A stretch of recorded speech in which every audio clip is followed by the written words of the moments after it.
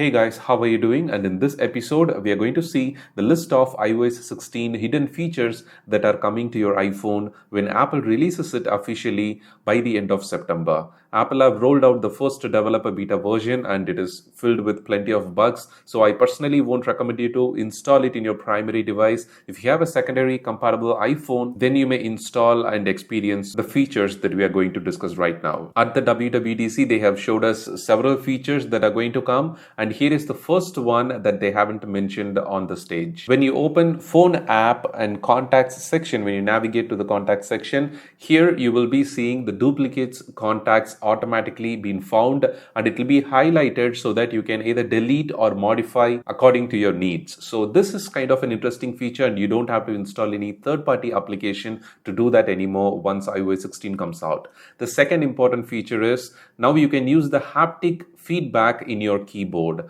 By navigating to settings, sounds and haptics, under keyboard feedback, other than sound, you can also see there is an option for haptic. So whenever you type, you will start to use the haptic engine to receive the haptic feedback for each letters you type on the iOS stock keyboard. You don't have to depend on the third-party apps like Gboard anymore.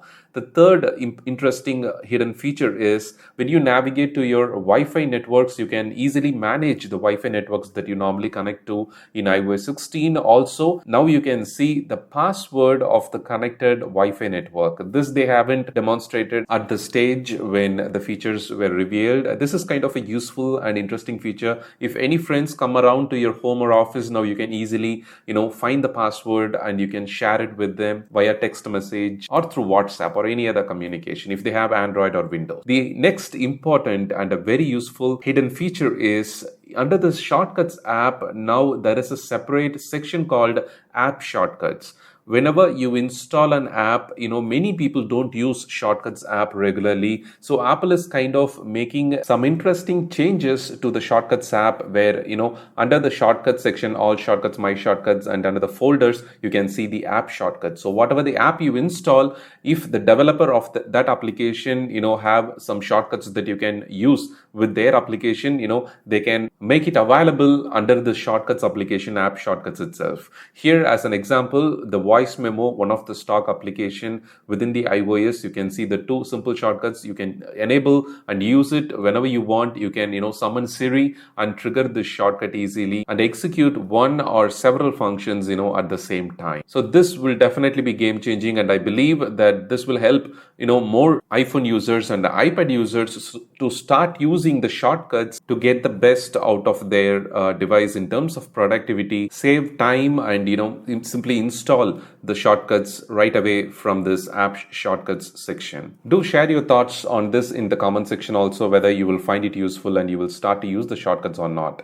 And the next option that is going to come to iOS 16 for iPhone users is that you will be able to transfer eSIM from one iPhone to another iPhone via Bluetooth. Previously, we have to visit the mobile carrier service provider showroom in order to re-register the new device that we just bought, or we need to contact the carrier through phone support, and then we have to initiate all the process. We have to scan the QR code in order to transfer all the eSIM data, from one phone to the other phone if we are upgrading or if you're changing our mobile phone for some reasons. So after the iOS 16, you will be able to transfer from one device to the other, and maybe through Migration Assistant, Apple may integrate it in future, I believe, with additional security measures. This will definitely be helpful and saves a lot of time.